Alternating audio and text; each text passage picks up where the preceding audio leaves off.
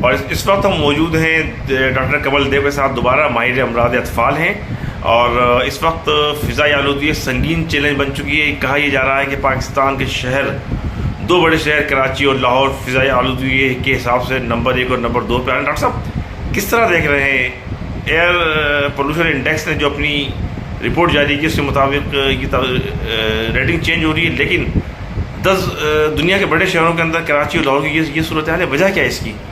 سب سے پہلے تو میں یہ بتانا چلوں کہ اس وقت کراچی کے آپ کسی بھی شہر، کسی بھی ڈسٹرکٹ میں اگر وزٹ کریں تو تمام سڑکیں کھدی ہوئی ہیں، پانی ابھی تک موجود ہے، پانی کی صاف فراہمی ابھی تک حکومت نہیں پہنچا سکی صاف پانی لوگوں تک۔ اور ایئر پولوشن انڈیکس کی جو صبح 9 بجے کی رپورٹ تھی، اس وقت دنیا میں پاکستان کے 2 بڑے شہر، نمبر 1 لاہور، نمبر 2 کراچی، 9 بجے کی رپورٹ میں کراچی 1 نمبر پہ تھا اور لاہور دوسرے نمبر پہ تھا۔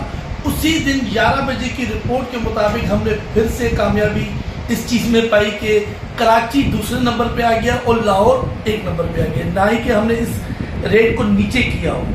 اس سب کی سب سے بڑی وجہ جو ہے نا روڈ کا صاف نہ ہونا، پولیوشن ہونا اور گندگی ہونا روڈ پہ، اس کی وجہ سے جو استھما، دمے کے مریض ہیں، نمونیا کا بڑھنا، جیسے کہ ہم پہلے سے ہی ڈائریا، ٹائیفائڈ، ڈینگی سے لڑ رہے ہیں، اور ان پولیوشن کی وجہ سے، گاڑیوں کا دھواں، ان کی وجہ سے نمونیا اور استھما کے پیشنٹ دن بہ دن بڑھتے جا رہے ہیں ہمارے۔ ڈاکٹر صاحب یہ بچے بڑے سب متاثر ہو رہے ہیں؟ بالکل، اس میں تمام جو بھی الرجک پیشنٹ ہے، استھما، دمے کے، COPD کے جو بڑے لوگ ہیں جو اسموکنگ کرتے ہیں، جن کی ایک ہسٹری ہے، پریویس ہسٹری ہے دمے کی، ان کو زیادہ متاثر کر رہا ہے یہ رقم۔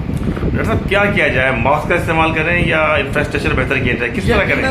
اگر کووڈ کے دوران ماسک جو ہمارے لیے ایک امپورٹنٹ، آئی تھنک کہ یہ ابھی تک ہمارے لیے بہت امپورٹنٹ ہے، اور اس کے لیے یہی ہے کہ ماسک کا استعمال کیا جائے، باہر کی گندگیوں سے دور رہا جائے، ہاتھ دھو کے کھانا کھایا جائے، اور پراپر جو ہے میڈیکیشن استعمال کی جائے۔ جو دمے کے مریض ہیں، اگر انہیں کوئی سانس کا مسئلہ، سانس کی دشواری ہوتی ہے تو وہ فوری ہاسپٹل رجوع کریں اور اپنا علاج کروائیں۔ شہر کی جو ٹوٹی پھوٹی سڑکیں ہیں، اور یہ گٹر کا گندا پانی جب خشک ہونے کے بعد اس سے ذرات ہوا میں اڑتے ہیں، اس کو انہیل کر رہے ہیں لوگ، تو یہ کیا جسم کے اندر بیماریاں پیدا کرے گا؟ سر دیکھیں، اس کے تو سب سے پہلے ذمہ دار حکومت ہے کہ کراچی اور لاہور میرے خیال سے پاکستان کے سب سے بڑے شہر ہیں، اور اس وقت ہم ٹاپ پورے دنیا میں کتنے ممالک ہیں اس میں ہم ٹاپ پہ آ رہے ہیں، اور ایک ہی دن میں ہماری جو ریٹنگ چینج ہو رہی ہے 1 سے 2 اور 2 سے 1 ہو رہی ہے، تو اس کا مطلب یہ ہے کہ ہم دن بہ دن پیچھے جا رہے ہیں۔